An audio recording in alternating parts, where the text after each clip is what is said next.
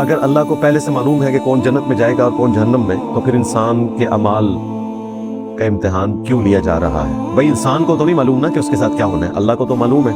امتحان اس لیے لیا جا رہا ہے تاکہ اس امتحان میں کامیاب ہو کے وہ جنت میں پہنچ جائے، اور جس نے اپنی مرضی سے امتحان میں ناکام ہونا ہے وہ ناکام ہو کے جہنم میں پہنچ جائے۔ یہ اس لیے امتحان لیا جا رہا ہے کہ اللہ تعالیٰ قیامت والے دن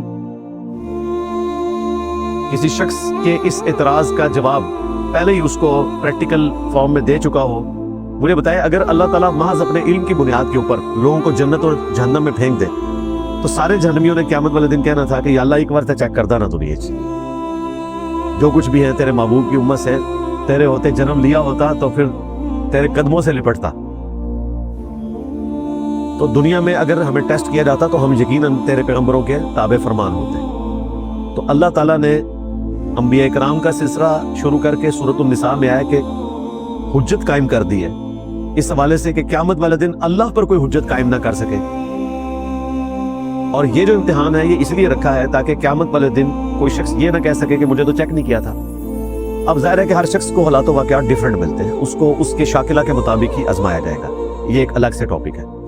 رہا یہ معاملہ کہ اللہ نے ہماری مرضی کے بغیر ہمیں پیدا کیوں کیا، تو یہ سوال بین ہے۔ لا یسأل عما یفعل وہم یسألون، اللہ کو کوئی نہیں پوچھ سکتا کہ اس نے یہ عمل کیوں کیا، اللہ سب کو پوچھ سکتا ہے۔ ہم مخلوق ہیں، ہمارے پاس تو کوئی اختیار ہی نہیں نا اس حوالے سے۔ اب پیدا ہو گئے، اللہ سے لڑ کے کامیاب نہیں ہو سکتے۔ ہم اس شخص کی مانند ہیں کہ جسے دھکا دے دیا گیا سمندر میں، اور سمندر کے کنارے ایک شخص ندا لگا رہا ہے کہ ہاتھ پاؤں مارو بچ جاؤ گے، لیکن آپ کہہ رہے ہیں کہ میں نے ہاتھ پاؤں نہیں مارنے۔ پہلے مجھے دسو تکا کنے مارا ہے؟ ٹھیک ہے ڈوب جاؤ، جہنم بھی پہنچ جاؤ، نہ سنو اس بندے کی گل۔ وہ بندہ جو ندا لگا رہا ہے وہ وقت کا پیغمبر ہے، وہ بتا رہا ہے کہ تمہیں تمہارے رب نے پیدا کیا ہے اور یہ تمہارا امتحان ہے، اس میں آپ نے یوں ہاتھ پاؤں مارنے ہیں تو کامیاب ہو جاؤ گے، ادروائز ڈوب جاؤ گے۔